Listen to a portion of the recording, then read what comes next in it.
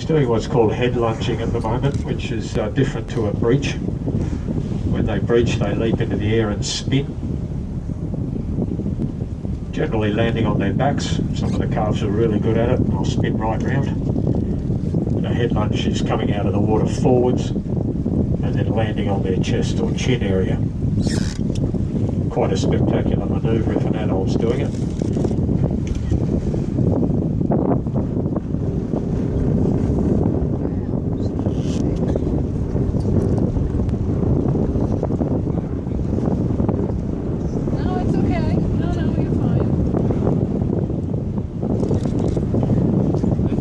Sexual maturity is reached at the age of 7. These humpbacks.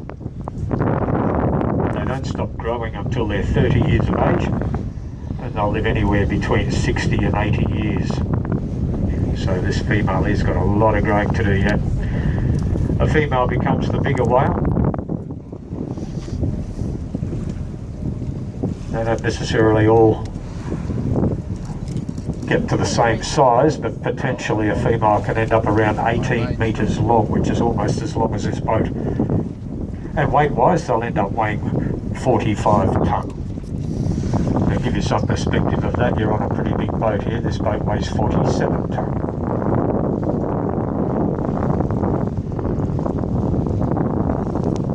The ones that size are few and far between. 9.9 for that one.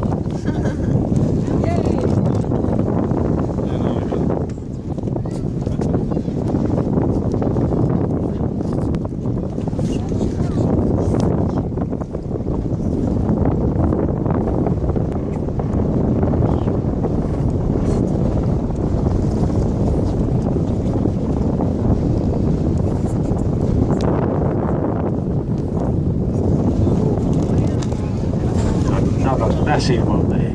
A bit of patience has finally paid off.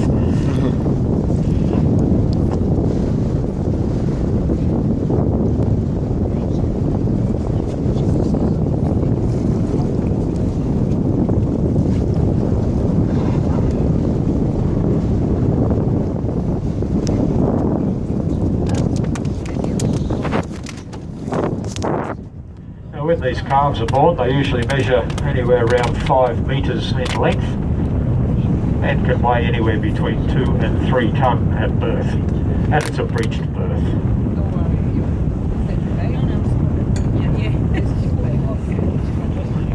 Meaning it comes out backwards of course. Now they'll only stay with their mums for 12 months whilst on the milk. Once they get down to the Antarctic and start to feed on krill, they will have then packed their bags, left home, off into the wild blue yonder on their own, and that's the last association that they'll actually have with each other. All baleen whales, like these humpbacks, are loners. There's no family groups, they don't mate for life, there's no bonding at all, except for that each other again after that. They'll just pass like ships in them.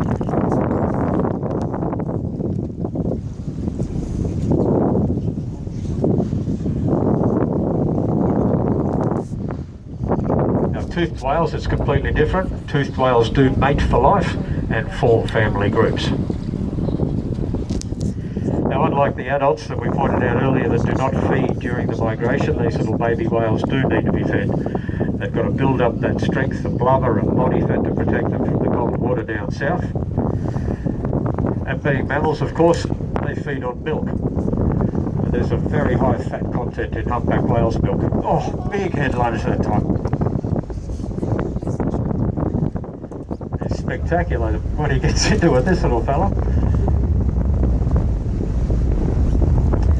Yeah, so being mammals, as I say, they feed on milk. Now the fat content in humpback whales' milk is 42%. Human milk is 2%, so massive difference there. It's extremely thick to the point that it's virtually solid. So they can't suckle. The mum and calf will sink down below the surface. She'll then excrete the milk into the water through a gland, and it stays in one great big fatty solid lump. The little calf will then swim through with its mouth open and gobble it up. And this little guy's going to consume anywhere up to 600 litres of it a day, which is why they are so quiet at times, because they spend anywhere around 15 hours a day feeding, and that's all done below the surface. As as you've seen, you've got to be jolly on the spot with them at times when they get active. You've got to go bouncing. Oh, another big one there. Got to go bouncing around quite a few pods. In between meals, these calves can then get a little active and start burning off a bit of energy, but it's a case of being in the right spot at the right time. Now, with that high fat content of the milk, these guys put on weight at a rate of 80 kilograms a day. So you can literally watch them grow. They put on weight at a phenomenal rate. They'll stay in the bay here feeding for anywhere around 6 weeks or a little more. Once the mums are happy with the health and fitness of the calf, they'll then leave the bay, head out to sea, and we'll start swimming south. And it's pretty much a non-stop journey. The only time they'll stop is to give that calf a milkshake, and then off they'll go again. This is the only place that they actually stop and hang around for any period of time.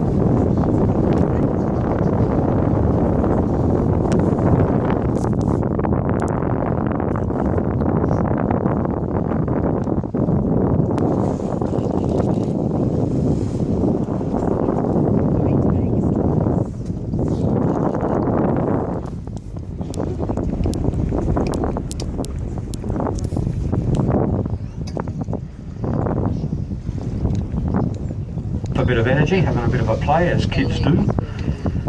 If an adult's doing any of this, there are reasons for some of it. Occasionally it's just a show.